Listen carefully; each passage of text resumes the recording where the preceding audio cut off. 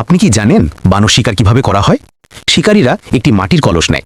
কলসের একপাশে ছোট একটি ফাঁক রাখা হয়, যেখানে বানরের খালি হাত সহজেই ঢুকতে পারে। কলসের ভেতরে রাখা হয় এক মুঠ বাদাম, আর বাইরে ছিটিয়ে রাখা হয় দু একটা, যাতে বানর বুঝতে পারে ভেতরে আরও বেশি আছে।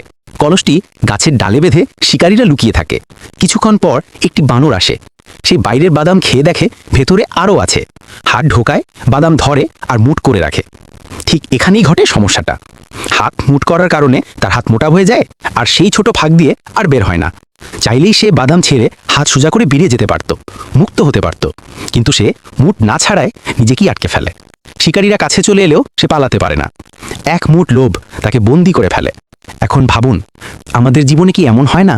আমাদের অনেকেই ছোটবেলা থেকে অভাব দেখেছি, বাবার সংগ্রাম দেখেছি, টাকা না থাকার কষ্ট দেখেছি।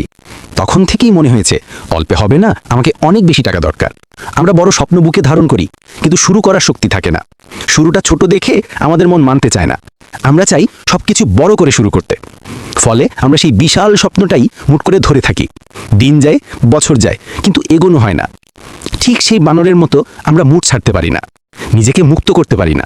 আর শেষ পর্যন্ত অভাব আমাদের নিয়েই মানুষ হাসাহাসি করে। কিন্তু সত্য খুব সহজ, বড় শুরু নয়, শুরুটাই আসল। একজন মানুষ মাত্র 5 কেজি আম দিয়ে জুস বানানো শুরু করেছিল। প্রথমে সে এলাকার দোকানে দিত, পরে সাইকেলে করে শহরে পৌঁছে দিত, এরপর গাড়িতে করে সারা দেশে ছড়িয়ে ফেলল। যে শুরু করেছিল মাত্র 500 টাকায়, তার আজ ব্যবসার মূল্য 5,000 কোটি টাকা। এমন উদাহরণ চারদিকে ছড়িয়ে আছে। তাই বলছি, বড় স্বপ্ন দেখুন, কিন্তু শুরু করুন ছোট থেকে।